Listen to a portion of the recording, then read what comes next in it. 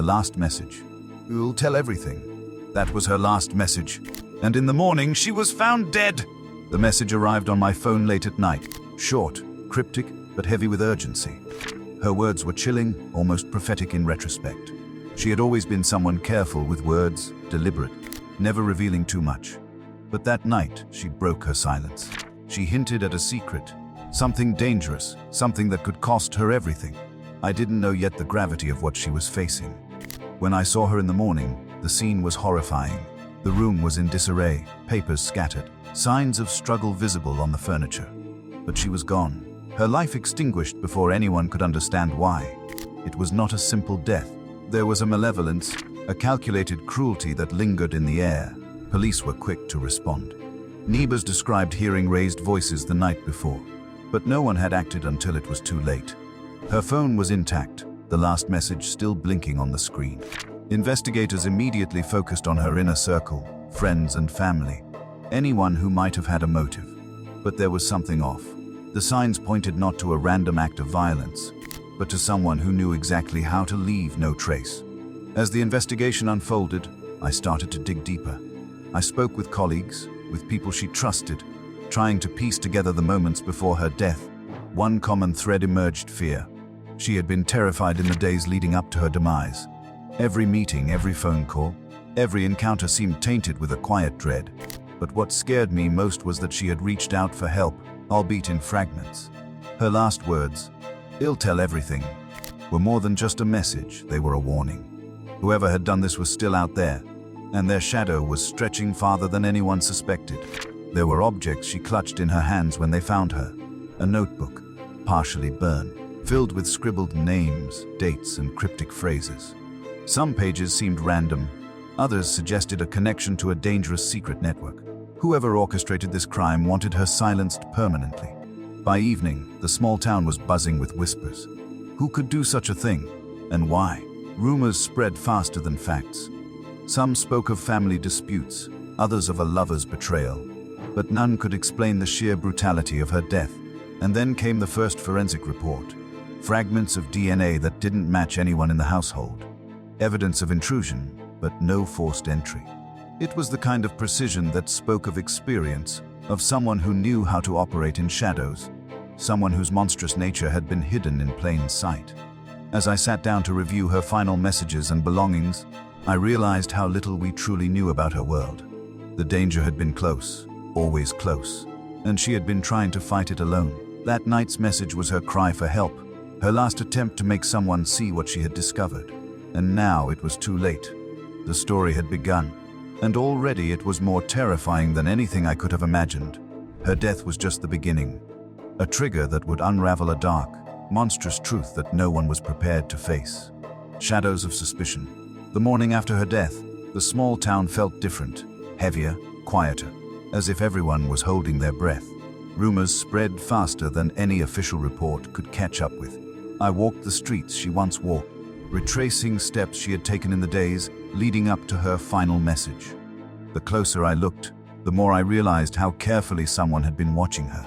Police had already begun interviewing neighbors and family, but their focus seemed narrow, almost dismissive of the bigger picture. They asked about arguments, jealousies, past threats, but nobody seemed to grasp the hidden web she had stumbled into. That web, I began to learn, extended far beyond anyone we knew.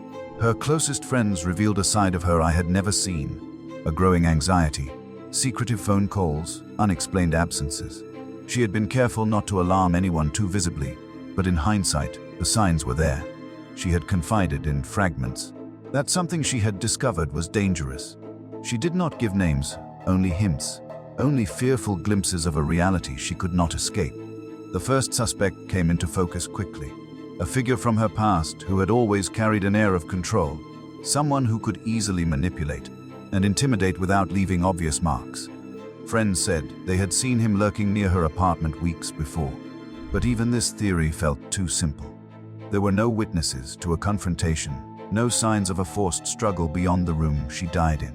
Whoever had done this had planned meticulously, leaving traces only to confuse and terrify. I spent hours examining the notebook she had left behind.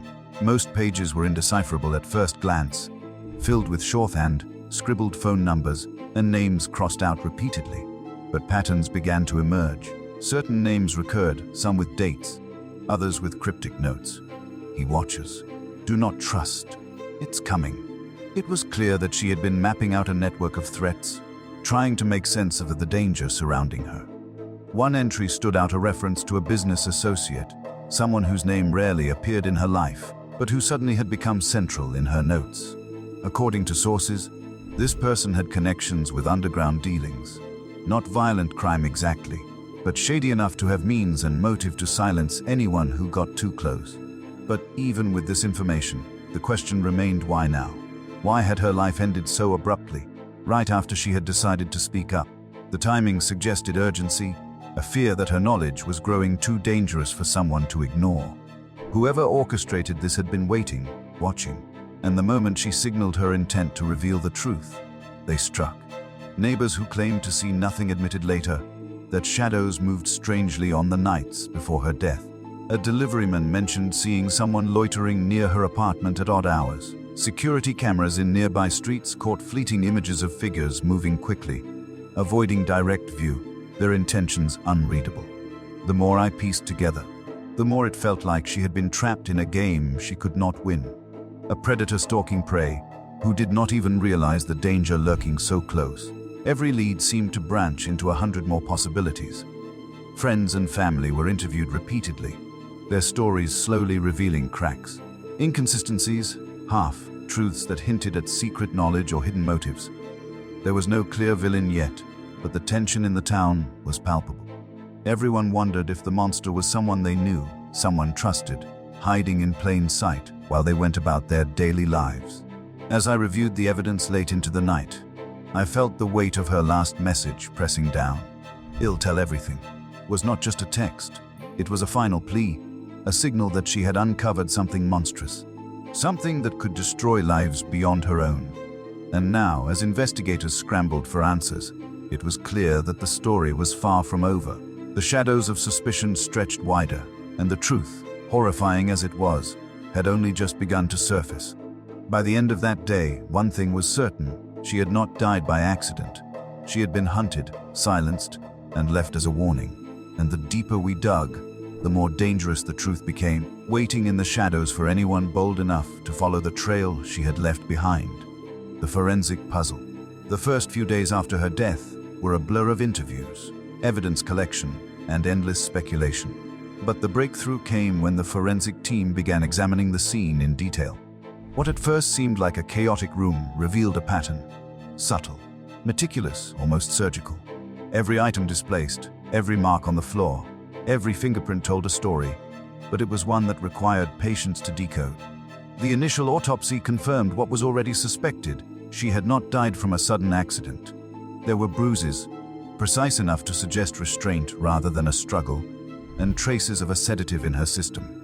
The sedative was not something commonly found, and tests revealed it had been administered in small, controlled doses over time. Whoever had orchestrated this knew exactly how to weaken her, without leaving an immediate mark. A slow and cruel manipulation that went unnoticed by those around her. Her personal effects were examined next. The partially burned notebook held the first real clues. Hidden between pages were receipts, tickets, and notes that suggested she had been following someone's movements for weeks. Certain entries matched surveillance footage from public places. A man appearing repeatedly, always avoiding eye contact, always in the background. It was clear she had noticed him and had been documenting his patterns, perhaps even suspecting that he was connected to the danger looming over her. The investigators also found her phone data intriguing. Calls she had made were mostly to friends and trusted colleagues, but encrypted messages hinted at someone else, someone she referred to as the Watcher.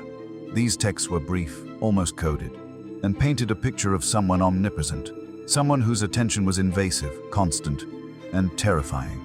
This was not a random act of violence. This was premeditated, deliberate, and calculated to create fear before the final act. DNA analysis provided another chilling layer. Samples collected from her apartment revealed traces that did not match anyone she knew, nor anyone in the immediate neighborhood. It was someone professional, someone who understood how to cover tracks, someone who could enter, monitor, and manipulate without leaving a visible trail. The idea that this monster had been inside her home, moving among her belongings while she lived unaware, was terrifying. But the most shocking discovery came from her digital footprint. Hidden files on her laptop and external drives suggested she had uncovered financial irregularities, perhaps criminal dealings, involving people she had trusted. These were not small mistakes. The data hinted at a network of illicit activity that could ruin reputations and careers. And somewhere along the line, someone had realized she knew too much. Someone had decided that silencing her was the only way to protect themselves. Despite these clues, nothing prepared us for the psychological revelation. Interviews with friends and colleagues revealed that she had been unusually cautious in the weeks before her death.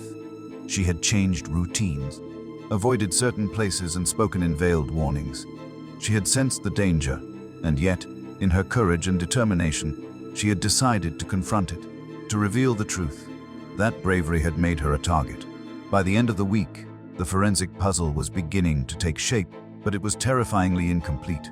We had fragments, traces of a predator, pieces of evidence that hinted at a sinister plan, but not the full picture.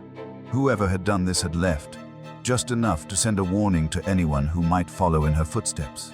A monstrous reminder that some truths are too dangerous to uncover.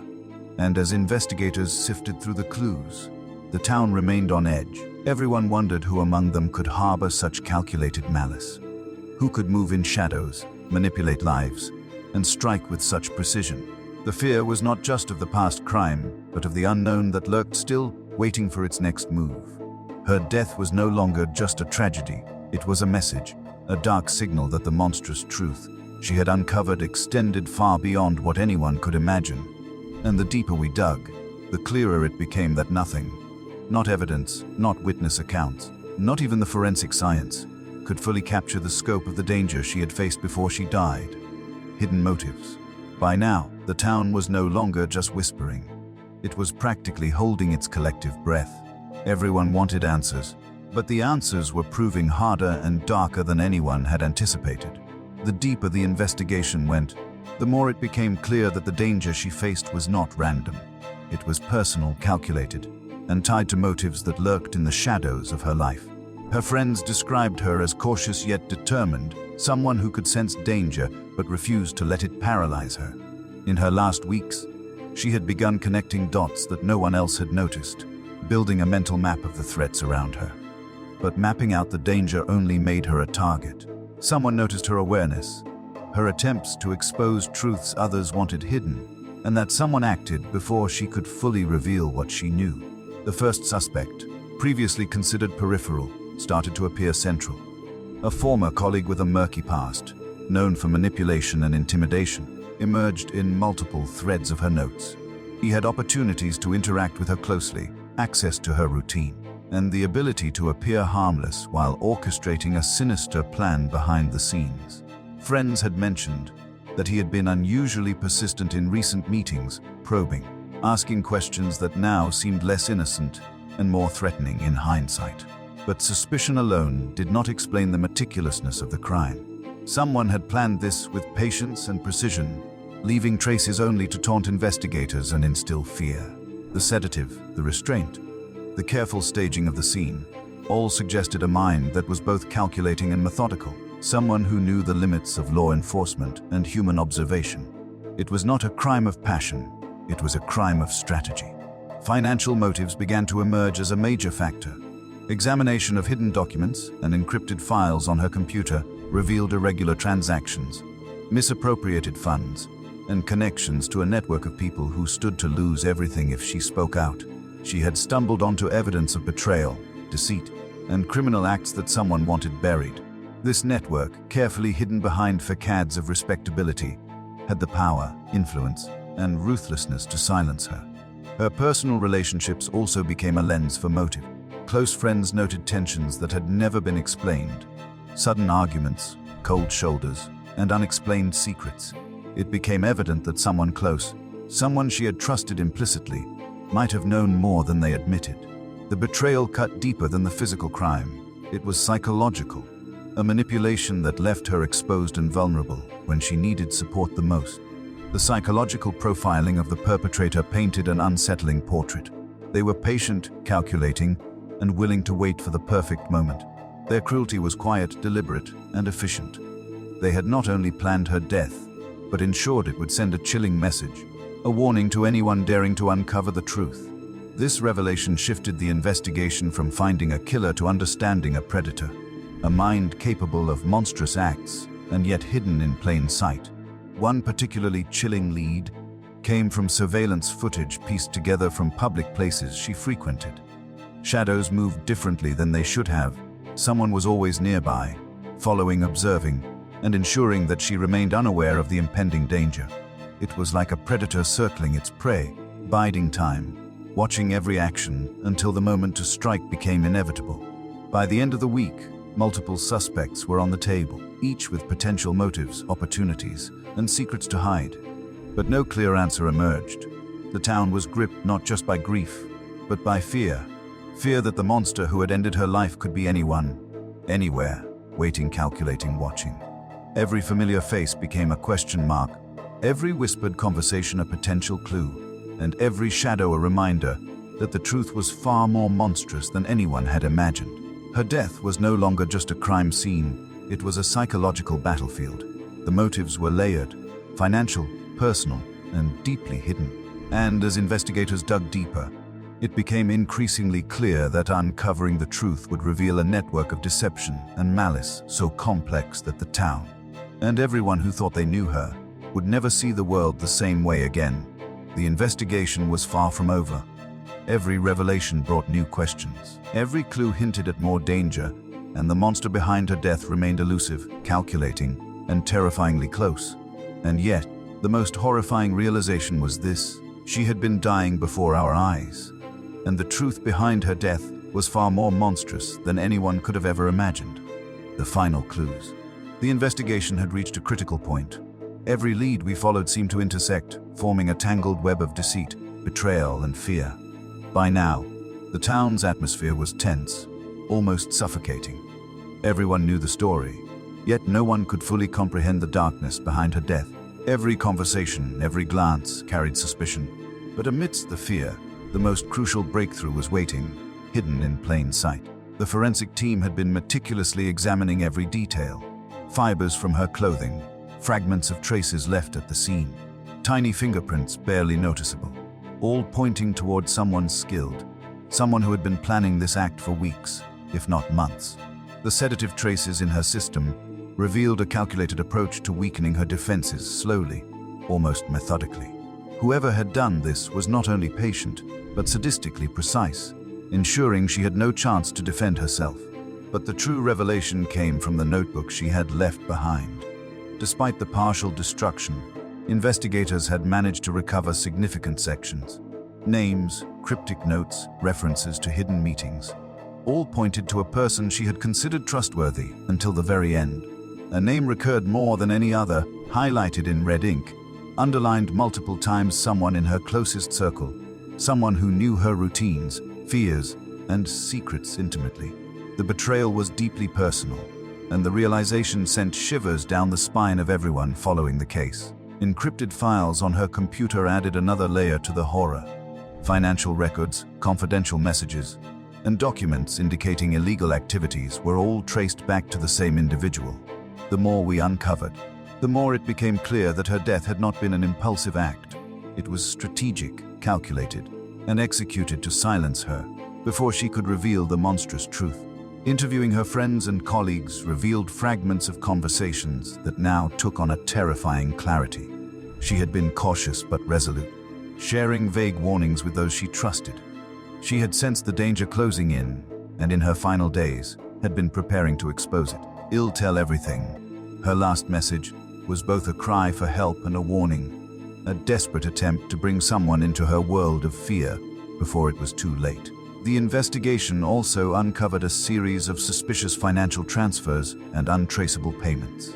These were not minor irregularities, but substantial amounts that tied the suspect to a network of deception and manipulation. It was clear that the stakes were high, and her knowledge of these transactions had made her a target. Whoever was behind this was willing to go to monstrous lengths, to protect their secrets. Then came the breakthrough, a witness who had previously stayed silent out of fear. Their testimony revealed moments that had gone unnoticed, late-night meetings, unexplained visits, and subtle manipulations designed to isolate her from allies. These encounters, when pieced together with forensic evidence and digital footprints, painted a chilling picture. She had been trapped in a calculated plan, her every move observed, every action anticipated. The monster behind her death had been orchestrating the scenario all along, striking with precision when she was most vulnerable. The tension in the town reached a boiling point. Investigators were closing in, connecting pieces of the puzzle that had once seemed isolated. The picture emerging was one of unimaginable betrayal. Someone who had hidden in plain sight. Someone whose motives were layered and complex. Someone who had turned her life into a terrifying game of control and fear. The realization that she had been dying under our very eyes was unbearable. Every clue uncovered, every shred of evidence, added to the horror of how calculated and monstrous the crime truly was. As the investigation approached its climax, every action, every revelation brought us closer to the truth. The evidence, once scattered and cryptic, was now forming a coherent story, a story of greed, betrayal, and premeditated cruelty. The suspect's motives were clear: protect secrets, silence the truth, and eliminate the threat she represented. The terrifying reality was that this was not just a crime of opportunity, it was a crime of obsession, executed with ruthless precision. Her death had been a warning, a calculated act designed to terrify and manipulate. But the truth, monstrous as it was about to surface. And as the investigation prepared for the final confrontation, one thing became chillingly clear: she had been dying before our eyes, and the person responsible had left a legacy of fear and deception that would haunt the town forever. The pieces were falling into place. The trap was ready to be exposed, and the moment of reckoning was approaching. The question was no longer who had done it. It was what they would do once their monstrous truth was revealed. She was dying before our eyes. The monstrous truth. The final pieces of the puzzle were finally coming together. Months of painstaking investigation, interviews, forensic analysis, and digital detective work had led us here. The town had been on edge, hearts heavy with grief and fear, as whispers of betrayal and manipulation spread like wildfire. But no one was prepared for the monstrous truth that was about to be revealed. The suspect, someone she had trusted implicitly, someone who had been close to her life in every way imaginable, was finally confronted. It was not a sudden capture or an impulsive confrontation. It was the culmination of every clue, every fragment of evidence, every cryptic message she had left behind, and the realization hit everyone like a shockwave. She had been dying before our eyes, trapped in a carefully orchestrated plan executed by someone she loved and trusted. The confrontation was tense, almost unbearable. Investigators laid out the evidence meticulously. The sedatives administered over weeks, the carefully staged crime scene, the digital records pointing to manipulation and financial deceit, and the cryptic notes in her notebook documenting fear and observation. Each revelation was a piece of the horrifying story that the suspect had tried desperately to hide. At first, there was denial, then anger, and finally, the chilling calm of someone cornered yet unrepentant. The monster had hidden behind a facade of normalcy for years, manipulating lives, controlling perceptions, and maintaining a perfect disguise. But the truth, now laid bare, exposed the darkness lurking beneath. Every act of deceit, every lie, every subtle intimidation came into focus. The realization that her death was the result of deliberate, premeditated cruelty sent shivers down the spines of all who witnessed the revelation. Investigators revealed how she had sensed the danger, how she had tried to reach out through fragmented messages, and how she had documented her fears in the notebook that became a key piece of evidence. Her final message, "I'll tell everything," was not just a plea, it was a warning, a last attempt to ensure that the monstrous truth would not be buried with her. And now, it was revealed to the world, exposing the full extent of the betrayal and the calculated evil behind it. The financial motives, the personal vendettas, the hidden manipulations, all came together in a chilling mosaic. The suspect had acted out of self-preservation, greed, and a desire to maintain control over those around them. But what made the crime truly monstrous was not just the act itself, but the psychological torment inflicted upon her in the days and weeks leading to her death. She had been weakened slowly, controlled meticulously, and left to die while those around her remained oblivious to the danger. As the legal process unfolded, the community struggled to reconcile the image of the trusted friend with the cold-blooded predator who had orchestrated the crime. Public hearings revealed every shocking detail: the sedatives, the stalking, the manipulation, the financial schemes, and the careful attempts to isolate her from allies. Each revelation amplified the horror of what had transpired and the depth of the betrayal. In the end, justice began to take its course, but the impact of the truth extended far beyond the courtroom. The town had witnessed a life cut tragically short, a bravery silenced by a monstrous act, and the painstaking unmasking of someone who had hidden evil behind familiarity. Her death was not in vain. The truth she tried to expose lived on, illuminating the darkness she had faced. She had been dying before our eyes, and the truth behind her death was more horrifying than anyone could have imagined. The monster who orchestrated it was exposed, but the story left an indelible mark on all who followed it.